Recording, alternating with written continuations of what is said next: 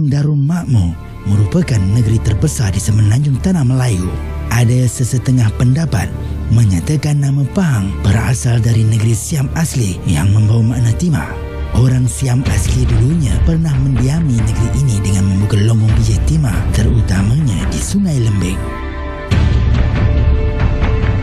Pada tahun 1886, Sir Frederick Wells, iaitu Gubernur Negeri-Negeri Selat, serta Frank Swettenham telah memujuk Sultan Pahang agar menerima seorang residen British. Bagaimanapun, cadangan tersebut telah ditolak oleh Sultan Ahmad.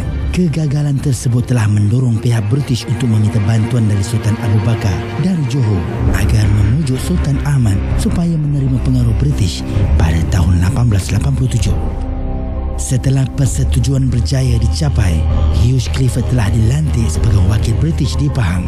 Namun begitu, pihak British hanya mempunyai kuasa yang terhad. Hubungan Sultan Ahmad dengan British sememangnya tidak baik sejak dahulu lagi. Hal ini disebabkan Sultan Ahmad masih menyimpan perasaan benci terhadap British kerana telah memberi bantuan kepada saudaranya Wan Muntahir dalam perang saudara di Pahang.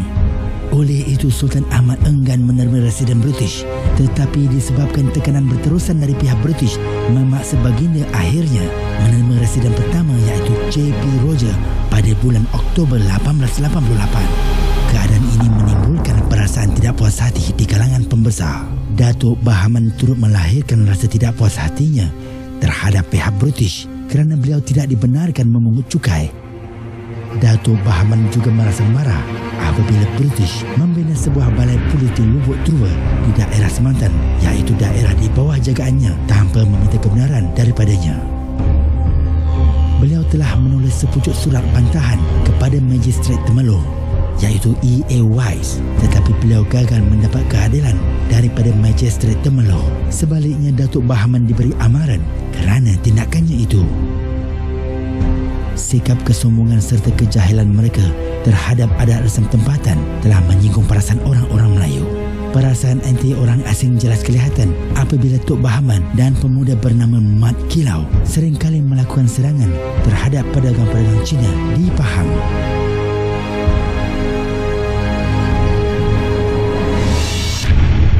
Mat Kilau nama sebenarnya ialah Muhammad bin Rasul Abdul Salam.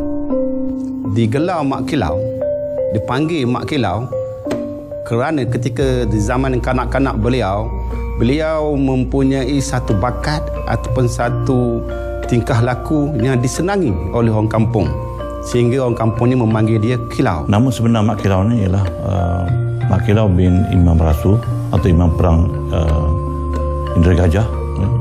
Yakni beliau merupakan anak Tok Gajah dan mempunyai satu personaliti yang menarik. Mat Kilau atau nama sebenarnya Muhammad bin Rasul Abdul Salam merupakan anak kepada pasangan Tok Gajah atau Imam Rasul dengan isterinya yang bernama Teh Mada.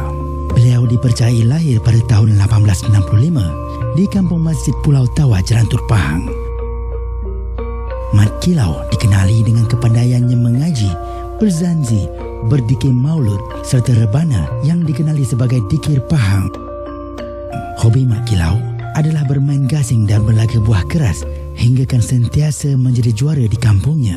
Sejak kecil lagi, Mat Kilau telah pun diasuh dengan kegiatan agamawan dan juga mendapat pendidikan di kampungnya, iaitu di kampung Kedondong di Pulau Tawa. Di zaman kanak-kanak, Mat Kilau ini seorang yang menghormati orang tua, pandai mengaji, seorang yang taat kepada perintah ibu bapa, dan dia juga sentiasa menjadi orang penting dalam kampungnya dalam menjalani kehidupan aspek bermasyarakat. Beliau juga turut menuntut ilmu daripada ayahnya sendiri, iaitu Tok Gajah. Ilmu kebatinan secara agama banyak dituntutnya daripada Tuan Haji Osman bin Haji Senik yang dikenali juga sebagai Tuan Haji Montok yang kemudiannya menjadi mufti negeri Pahang.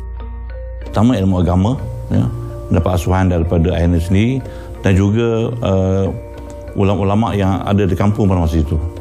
Dan gurunya misalnya Haji Osman, salah seorang yang alim dan akhirnya menjadi mufti Pahang. Selain daripada itu, Mat Kilau juga mempelajari perkara-perkara lain. Misalnya dia juga bergaul mesra dengan anak-anak kampung, bermain gasing. Mak Kilau berkahwin dengan isteri yang pertama di Pulau Tawar, iaitu bernama Yang Cik, iaitu ketika umurnya 19 tahun dan mempunyai 3 orang anak. Ketika berusia 19 tahun, Mat Kilau berkahwin dengan seorang gadis yang bernama Yang Cik binti Imam Daud. Hasil perkahwinan tersebut, beliau telah dikurniakan dengan 3 orang anak. Dan beliau juga misalnya mempelajari aspek-aspek lain seperti berzanji, mengaji Quran. Jadi yang menariknya beliau mempunyai satu keistimewaan kerana suara yang merdu. Mak Kilau ni sebenarnya seorang yang mesra. Dianya pendiam tetapi ringan tulang, suka membantu, daya kepimpinan yang tinggi, dan dia yang paling penting beliau menunjukkan tingkah laku agama yang menyebabkan masyarakat sayang pada beliau. Hebat dari segi pengajian agama dan juga boleh bertaranum dan suaranya pun sedap. Selain daripada itu, beliau juga boleh berzanji dengan baik dan berdikir barat.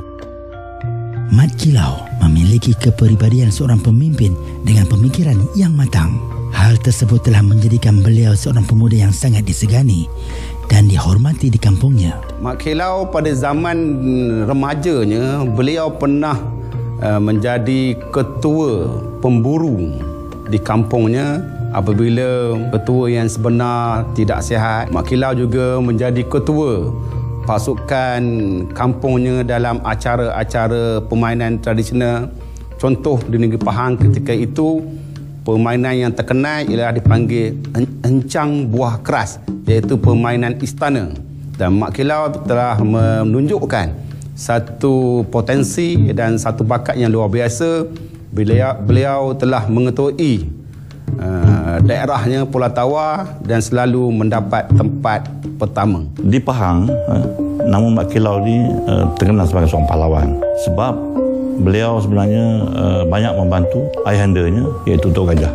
Dan begitu juga dengan adik-adik yang lain. Maknanya Tok Gajah ni dia punya anak-anak yang lain, tetapi semuanya mereka ni membantu semasa Tok Gajah berjuang, terutama sekali menentang British. Dan Mak Kilau juga mengetuai pasukan kampung sebagai pesilat. Beliau mempelajari silat daripada ayahnya sendiri, iaitu Tok Gajah ataupun Rasul Abdul Salam. Dan salah satu ilmu yang ada pada Imam Perang Indra Gajah ni ialah kemahiran untuk menyusup dalam hutan dan boleh menghilangkan diri. Mak Kilau daripada awal remaja lagi, memang beliau telah mempelajari ilmu persilatan dan ilmu agama dengan ayahnya sendiri dan juga dengan tokoh-tokoh agama di persekitaran tempat tinggal beliau.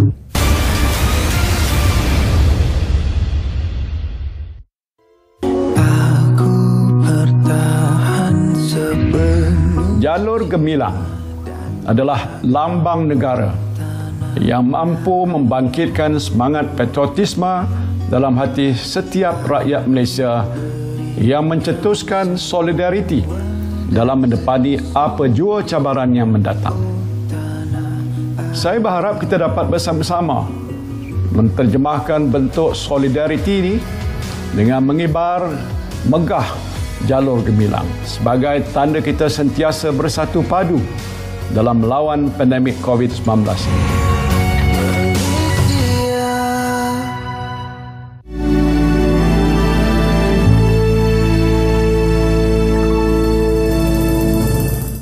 Ilmu Mak Kilau banyak fokus kepada menjuruskan kepada agama.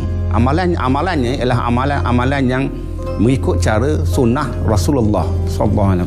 Kehebatan bersilat Mak Kilau ni tidaklah sehingga menimbulkan ataupun mengamalkan perkara-perkara khurafat, malah menjauhi perkara-perkara syirik.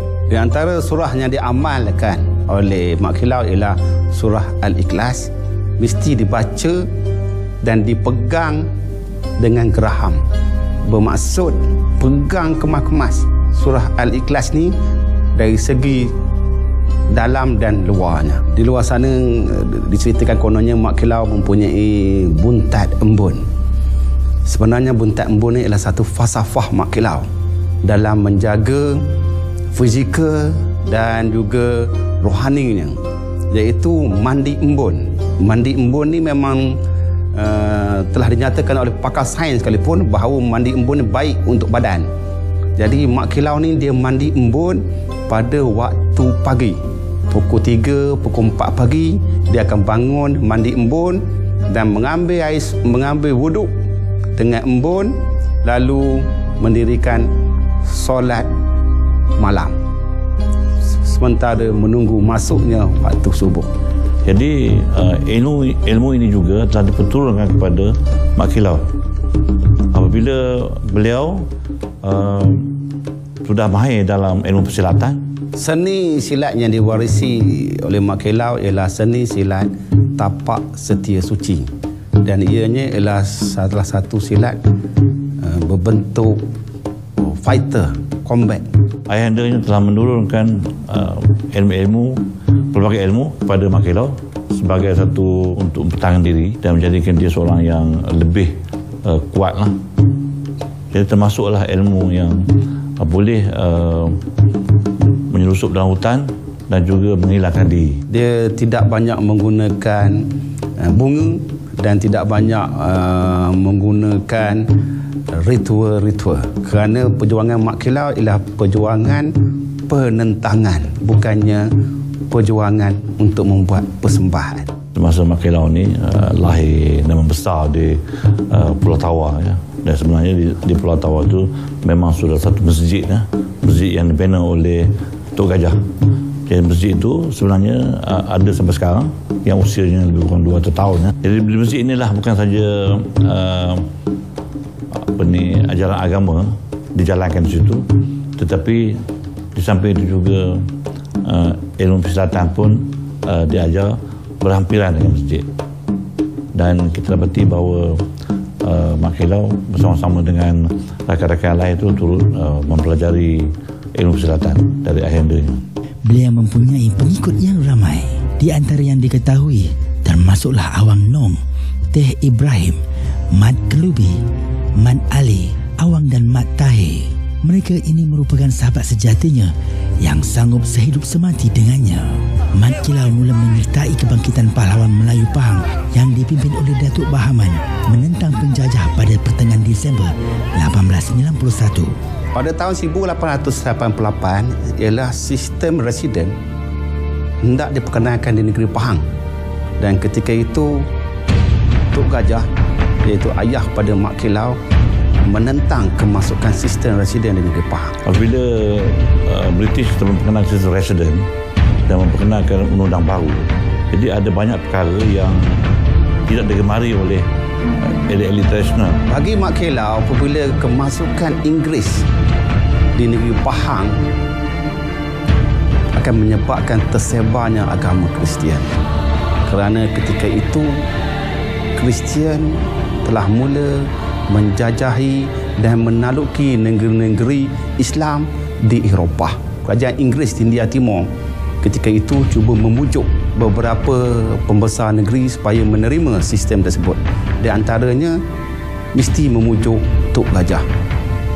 Sementara itu, peraturan-peraturan baru yang diperkenalkan oleh J.P. Roger telah membangkitkan perasaan tidak puas hati di kalangan pembesar-pembesar Pahang. Para pembesar telah kehilangan hak mereka untuk mengutip cukai dan sebagainya. Daerah-daerah diwujudkan dan diletakkan di bawah kawalan British yang melantik pemungut cukai dan magistrate. Kerana Kristian mereka telah pun dimasukkan dan mereka tidak lagi seperti dulu bebas. Jadi ini menimbulkan rasa dendam yang sangat kuat di kalangan mereka, terutama sekali Tok Gajah dan juga Mak Kilau. Perasaan benci terhadap orang asing turut dikatakan sebagai punca meletusnya penentangan di Pahang. Rakyat Pahang tidak puas hati dengan kehadiran orang asing yang terdiri daripada orang Sikh. Di samping itu, terdapat juga ramai orang Eropah serta orang Cina yang terlibat dalam perusahaan perlombongan di Pahang. Inggeris menghantar Clifford sebagai orang perantaraan bagi memujuk Tok Gajah, dan Clifford datang ke Pulau Tawar untuk memujuk Tok Gajah dan seterusnya memberi sedikit nasihat kepada Mak Kilau dan menceritakan tentang peraturan-peraturan yang akan diperkenankan oleh Inggeris. Puncanya ialah apabila Inggeris memaksa ayahnya iaitu Tok Gajah untuk menandatangani bagi menerima orang Inggeris masuk ke negeri Pahang, berlaku pertengkaran di halaman rumah Tok Gajah. Dan ketika itulah Mak Kilau sebagai anak lelaki yang ketika itu berumur 21 tahun merasa tercabar. Lalu Mak Kilau pun terus mengamuk dan berlakulah pertumpahan darah di situ. Ya, ketika Pahaman melancarkan gerakan, Mak Kilau juga terlibat. Mak Kilau adalah anak Tok Gajah. Walaupun Mak Kilau sudah terlibat, Pahaman meneruskan perjuangannya. Tok Gajah masih berada bersama-sama dengan Sultan Ahmad. Namun begitu, Tok Gajah disyaki oleh pegawai British termasuk J.P. Rogers bahawa Tok Gajah ini ada hubungan dengan pejuang-pejuang menentang British di Pahang, antaranya dengan Pahaman. Dan memang betul, Tok Gajah ada hubungan sulit dalam gerakan menentang British ini. Bagi elit tradisional lain ataupun pahlawan yang lain ataupun pembesar-pembesar yang lain, walaupun mereka tak puas hati, tapi tidak sampai seperti tahap Tok Gajah dan Mak Kilau yang benar-benar menentang secara terbuka kepada British. Tok Gajah kemudiannya menyadari bahawa beliau juga diperhatikan oleh British, khususnya oleh J.P. Rogers. Jadi setelah menyadari bahawa rahsianya mulai terbongkar, beliau kemudiannya meminta izin daripada Sultan Ahmad untuk meninggalkan Sultan Ahmad. Dengan itu, beliau kemudiannya bertemu dengan Pahaman dan Mak Kilau, meneruskan perjuangan menentang. Akhirnya Tok Gajah dan Pahaman ini menjadi satu kumpulan yang menentang British. Banyak pertempuran telah tercetus, di antaranya di Lubuk Tua, Lancang dan Kuala Semantan, sehinggalah kumpulan mereka berjaya menawan Penelu. Kebangkitan di Semantan merebak ke daerah-daerah lain. Jadi akhirnya mereka bersatu dan mereka bertambah kuat dan bertambah yakin bahawa mereka boleh menentang British. Pada peringkat ini, penjajah telah melancarkan propagandanya secara psikologi dengan menuduh kononnya pahlawan-pahlawan Pahang ini sebagai pengkhianat, pemberontak dan menerhakai Sultan supaya rakyat tidak bersimpati atau menyertai kumpulan itu. Mungkin dari segi itu British mengeluarkan satu surat untuk menangkap mereka. Jadi mereka terpaksa lari untuk menyelamatkan diri. So mereka pun takut juga sebab kekuatan mereka berbanding dengan British agak tidak sama. Sebab kemudiannya Mak Kilau masih juga turut serta menentang British. Dan sebab itu kita dapati bahawa selepas itu British terpaksa mengeluarkan satu arahan supaya Tok Gajah bersama Mak Kilau ni ditangkap. Di antara Mac hingga Julai 1892 telah berlakunya pertempuran di antara pahlawan-pahlawan Melayu dengan tentera upan British yang diketuai oleh Clifford di Kuala Lipis. Di Pahang, pemberontakan yang melibatkan Mak Kilau ni, kita boleh ambil contoh misalnya tahun 1892, iaitu berlaku di Kuala Lipis, iaitu di Kampung Budu. Jadi kita dapati bahawa British memanglah telah pun mempunyai kekuatan di Kuala Lipis. Kuala Lipis itu merupakan satu pusat pentadbiran. Jadi kita dapati bahawa Hugh Clifford memang ada di Kuala Lipis dan juga dari segi keselamatan dari satu pegawai British yang nama Walker yang mempunyai askar-askar British ni. Jadi mereka menumpukan perhatian kepada Kampung Budu sebab di Kampung Budu ini merupakan satu kampung di mana Mat Kilau dan orang-orangnya, pengikutnya ada di situ. Beberapa lokasi ataupun kampung telah terlibat dalam proses penentangan tersebut.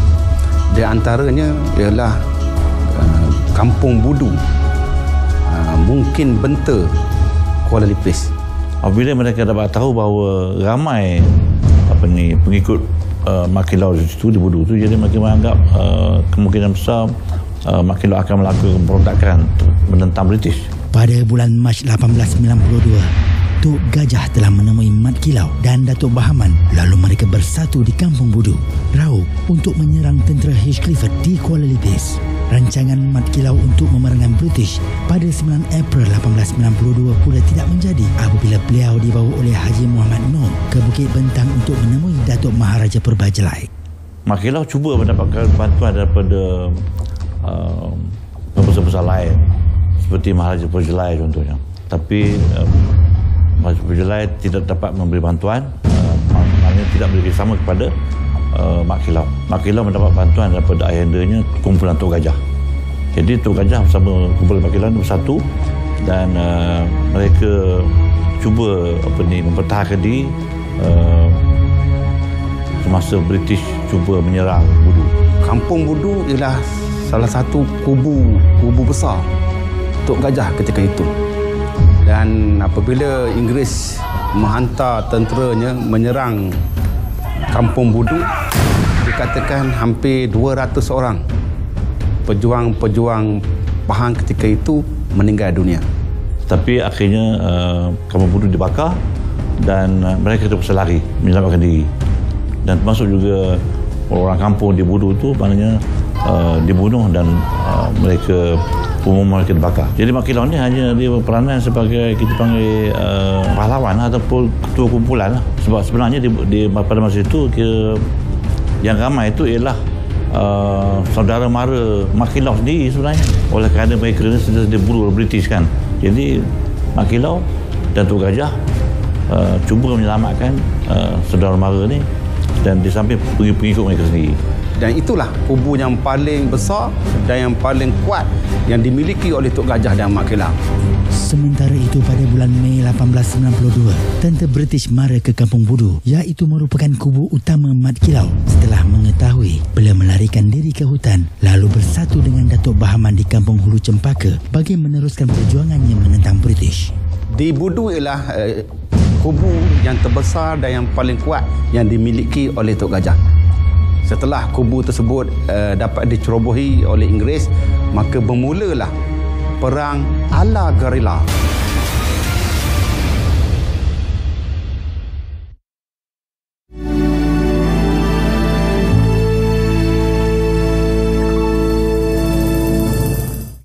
Pada 13 Julai 1892, pasukan Walker dengan Clifford yang berkemah di lecah berhampiran Kampung Budu telah diserang oleh Mat Kilau serta Datuk Bahaman berhampiran batu berapi.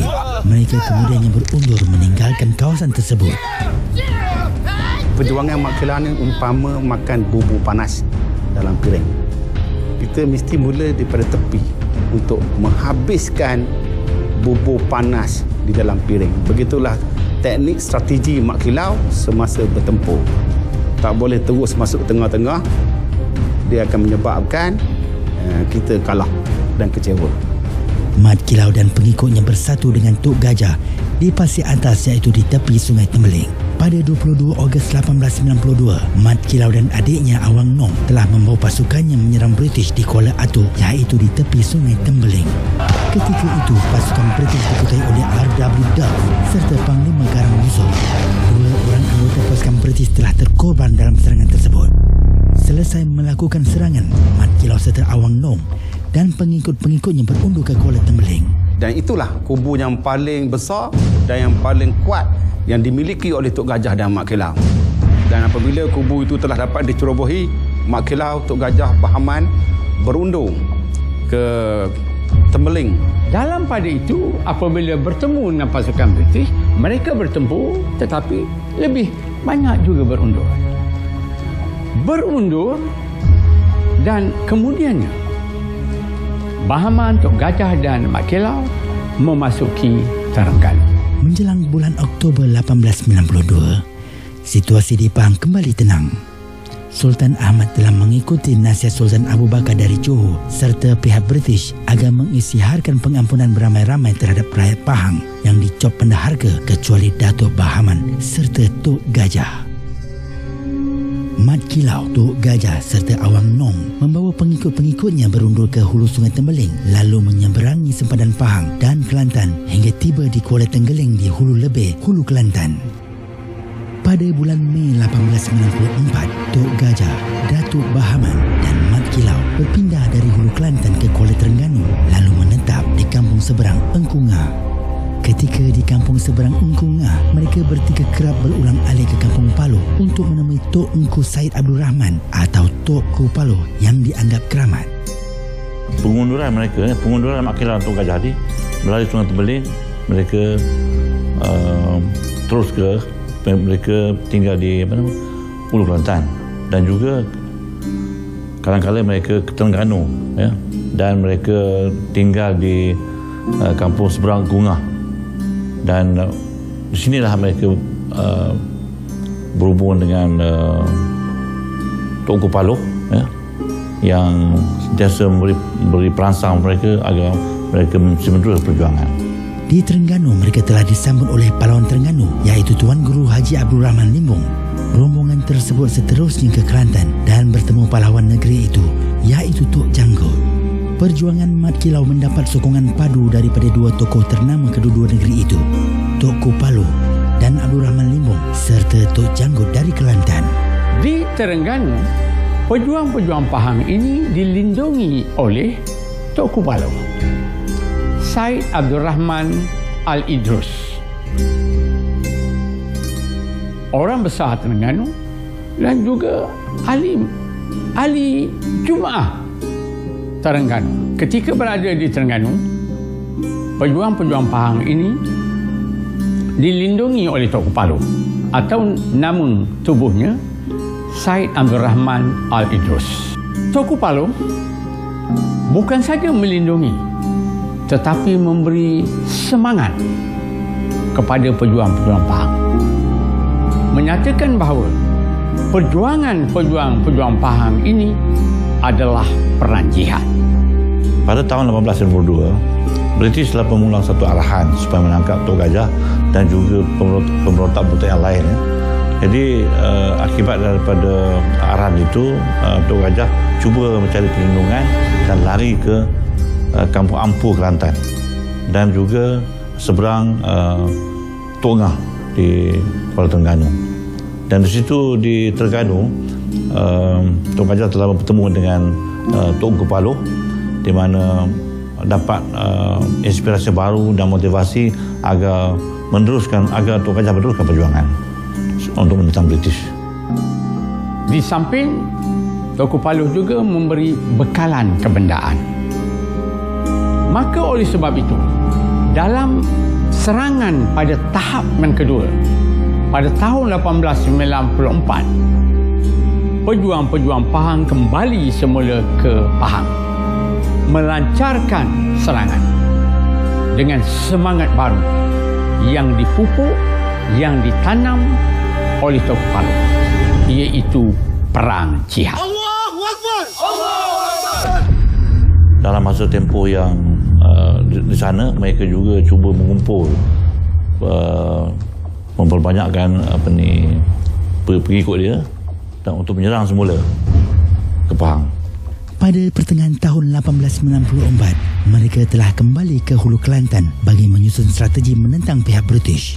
Pada bulan Jun 1894, Mat Kilau, Datuk Bahaman, Tok Gajah, Mat Klubi serta pengikut-pengikutnya yang berjumlah 100 orang telah kembali ke Hulu Pahang dengan menghilir Sungai Tembeling.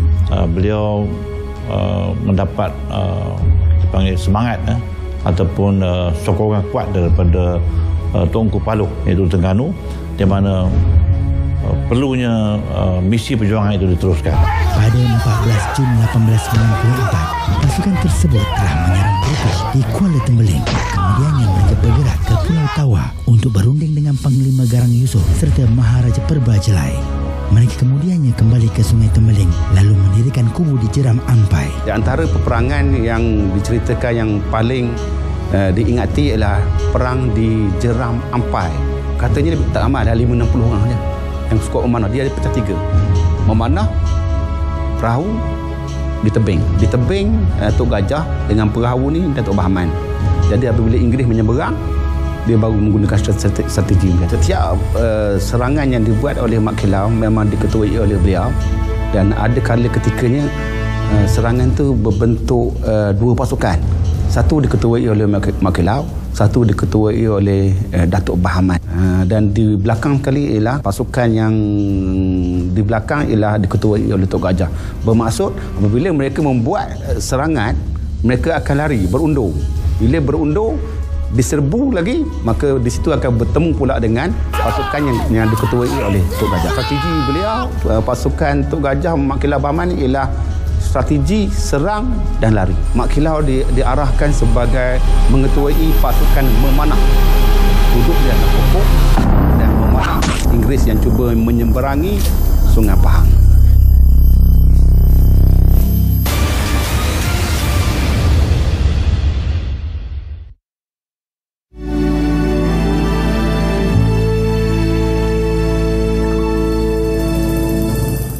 Pada pertengahan Jun 1894, tercetus lagi pertempuran di Pasir Kambang dan Jeram Ampai Kuala Tembeling sehingga kumpulan pahlawan Pahang berjaya menawan kubu British di sana.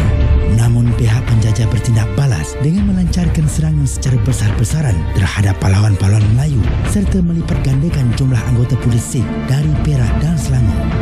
Rupa-rupanya strategi itu telah dapat dibaca oleh Inggeris. Inggeris sebelum menyeberangi Sungai Pahang, Inggeris telah menembak menggunakan meriam pada pokok-pokok di tepi sungai, sehinggalah Mat Kilau yang berada di atas pokok ketika itu jatuh di bawah dan pahanya tertusuk tunggul kayu dan lukanya sebesar tapak tangan.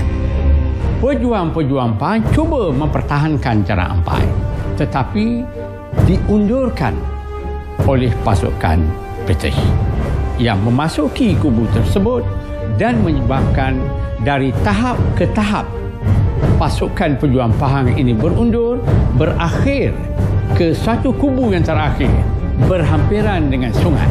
Kemudiannya mereka terjun ke dalam sungai, berundur menyeberangi ke seberang sana. Pegawai-pegawai tentera British, ada antara mereka membuat laporan pejuang-pejuang Pahang mati dihanyutkan oleh air deras Sungai Pahang. Padahal pejuang-pejuang Pahang berjaya merentasi sungai tersebut, sekali lagi memasuki Terengganu. Perang tersebut menyebabkan Mat Kilau mengalami kecederaan parah. Disebabkan kecederaan tersebut, Mat Kilau terpaksa lama menghilangkan diri, berundur ke Kuala Berang, Terengganu. Tok Gajah, Mat Kilau bergerak akhirnya sampai ke Pasir Nering, Terengganu. Manakala Bahaman meneruskan perjalanannya ke Kelantan. 1899 dikatakan ketika itu Tok Gajah diserang penyakit malaria dan meninggal di Kuala Berang, dikebumikan di Kampung Pasir Nering, Kuala Berang, Terengganu. Tok Gajah ketika berada di Pasir Nering jatuh sakit dan akhirnya meninggal dunia. Dan Tok Gajah dikebumikan di Pasir Nering, Kuala Berang. Bermula pada Oktober 1895, pihak British telah meminta bantuan Siam bagi menjejaki Mat Kilau. Situasi tersebut menyebabkan Mat Kilau serta pasukannya mengambil keputusan berundur ke Terengganu melalui Ulu Tembeling ke Petai Bubus. Kalau kita lihat dari segi Mat Kilau dan Tok Gajah ni memang dua pahlawan ni memang disiarkan sebagai penderhaka oleh British. Kumpulan mereka ni tidak begitu ramai dan tak cukup kuat sebab besar-besar lain, okey, seperti orang besar 4 Pahang ke, dan orang besar 8 ke. Jadi tidak lagi memberi sokongan kepada perjuangan mereka. Mat Kilau tak pernah kata dia menang. Apabila dah hancurnya kubu dia di Budu tu, Inggeris pun memberi tekanan-tekanan kepada pegawai daerahnya lain ni, mereka dah tak bantu. Jadi Mat Kilau semakin lama semakin sedikit askarnya dan semakin tidak ada senjata. Supply peluru tak ada. Senapang setakat ada yang mula-mula masa awal saja. Pada bulan Oktober 1895, Mat Kilau telah ditangkap oleh askar Siam lalu dibawa ke Kota Baru, Kelantan. Dalam perjalanan ke sana, Mat Kilau dipercayai telah melawan lalu kepalanya diketuk oleh askar Siam hingga tidak sedarkan diri. Beliau dianggap telah mati. Sebaliknya Mat Kilau juga dilaporkan meninggal dunia di Kelantan, dikebumikan di Kelantan. Mayat Mat Kilau telah diserahkan kepada Sultan Kelantan. Namun begitu, beliau didapati masih hidup. Sultan Kelantan kemudiannya menitahkan Mat Kilau supaya melarikan diri. Bagi mengaburi mata British, Sultan Kelantan telah mengebumikan batang pisang yang dikatakan sebagai jenazah Mat Kilau. Upacara tersebut telah dilakukan di Bunut Payung, iaitu berdekatan Kota Baru. Dengan tersiarnya berita kematian Mat Kilau oleh Akhbar Free Press, keluaran 22 Oktober 1895, maka riwayatnya dianggap telah tamat. Disebabkan Mat Kilau dianggap sebagai penderhaka oleh British, maka terpaksalah beliau menyembunyikan diri dan berpindah randa dari satu tempat ke satu tempat. Setelah Mat Kilau dianggap sebagai penderhaka, jadi beliau ini bersembunyi lah. Tidak mahu memperkenalkan diri sebagai Mat Kilau, dan beliau terpaksa berpindah randah dari satu tempat ke tempat lain. Dan akhirnya beliau bermustatin di Batu Lima, Jalan Kuantan, Gambang. Pada tahun 1930, Mat Kilau terpaksa menukar namanya sebanyak beberapa kali dan akhirnya dia memakai nama Mat Siam. Jadi dan akhirnya beliau telah pun bermustatin di Jalan Kuantan, Gambang, ya, dan menukar namanya kepada Mat Siam. Pada Disember 1969, Mat Kilau yang pada ketika itu memegang kad pengenalan diri bernama Muhammad bin Ibrahim memperkenalkan dirinya yang sebenar. Untuk mengelakkan dirinya daripada menjadi tumpuan ramai, Mat Kilau bersetuju mendedahkan dirinya yang sebenar di kampung kelahirannya.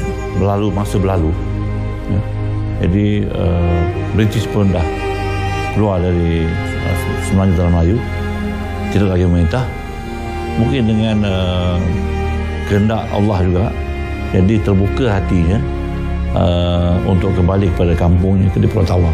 Atas daya usaha anaknya Omar bin Mat Kilau, pahlawan Melayu itu dibawa ke kampung asalnya, iaitu Kampung Kedondong, Pulau Tawa. Setelah dia lama bermustatin, berpindah randa bermustatin di Kuantan, akhirnya tergerak hatinya untuk pulang ke kampung di Pulau Tawa.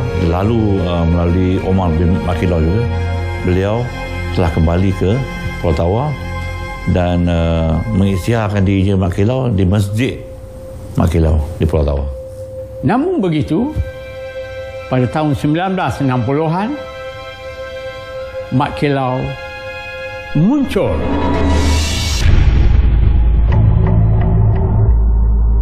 Pada Jumaat 26 Disember 1969, Mat Kilau telah pergi ke masjid di kampung masjid untuk bersembahyang Jumaat. Selepas sembahyang, Mat Kilau membaca Al-Quran, lalu kemudiannya mengisytiharkan dirinya sebagai Mat Kilau. Pengisytiharan ini menggemparkan orang ramai sehingga kerajaan Pahang menubuhkan satu jawatan kuasa untuk menyiasat. Jawatan kuasa itu dibentuk pada 8 Januari 1970.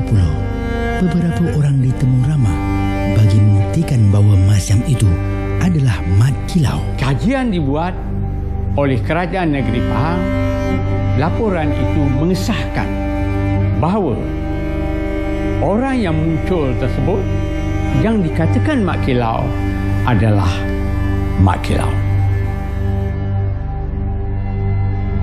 Setelah disahkan pada jam 10.30 pagi Khamis 6 Ogos 1970, Mat Siam diisytiharkan sebagai Mat Kilau oleh Menteri Besar Pahang, Raja Tan Sri Yahya Muhammad Seh. Lazimnya pahlawan-pahlawan mereka punya ilmu yang boleh kita katakan menelaah bahawa waktu mereka hidup tak lama. Jadi sudah sampai masanya beliau mengisytiharkan dirinya, memperkenalkan semua dirinya sebagai Mak Kilau, supaya saudara mara dan masyarakat umum tahu bahawa sebenarnya dia masih hidup dan bukan meninggal dunia atau mati seperti yang dilaporkan. Setelah 4 hari pengiktirafan terhadap dirinya dibuat, Mat Kilau telah meninggal dunia kerana uzur. Usianya ketika itu dipercayai 105 tahun. Setelah muncul kembali beberapa tahun kemudian, Mak Kilau pun menghembuskan nafas yang terakhir dan dikebumikan di Pahang.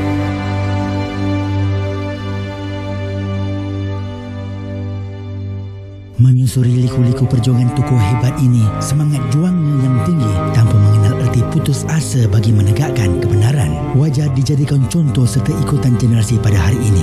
Dan alhamdulillah juga setelah meninggalnya arwah Mak Kilau pada tahun 1970, Kerajaan Negeri Pahang juga mengabadikan nama Sekolah Kebangsaan Mak Kilau, Sekolah Menengah Kebangsaan Mak Kilau dan juga Dewan Mak Kilau. Pahlawan Mak Kilau merupakan ikon bagi kepimpinan hebat yang memiliki kepribadian mulia serta dikagumi oleh masyarakat di persekitarannya. Jati diri yang tinggi menyebabkan beliau tidak mudah menerima pengaruh luar serta menolak segala bentuk perubahan yang bercanggah dengan budaya dan nilai tempatan. Sikapnya yang mempunyai semangat setia negara yang tinggi menyebabkannya sanggup berkorban demi mempertahankan keutuhan agama, bangsa serta negeri Pahang yang dicintainya. Tokoh mempertahankan khususnya tanah air Pahang, maruah Pahang, kedaulatan Pahang dari sumbangan Bahaman, Tuk Gajah dan Mak Kilau sangat wajar diangkat dan diletakkan di persada yang sesuai sebagai pejuang Melayu menentang British. Mak Kilau pernah berpesan, jaga agama, jaga bangsa, jaga negara. Jangan sampai bangsaku tiada negara. Seperti mana berlaku kepada beberapa bangsa di dunia ini. Contohnya, bangsa Khan. Dulunya hebat. Kublai Khan, Rajis Khan. Kemanakah negaranya? Di mana negara Khan sekarang? Iktibar daripada sejarah perjuangan pahlawan Mat Kilau ialah untuk mengelakkan perpecahan di kalangan anggota masyarakat. Perkara tersebut perlu dicegah agar musuh-musuh luar tidak mengambil kesempatan menguasai negara kita. Sikap mengutamakan kepentingan diri akan menggagalkan perjuangan untuk memartabatkan perjuangan bangsa. Perebutan kuasa akan menjadikan kita sentiasa berpecah belah. Kita hanya akan menjadi bangsa yang bermaruah jika kita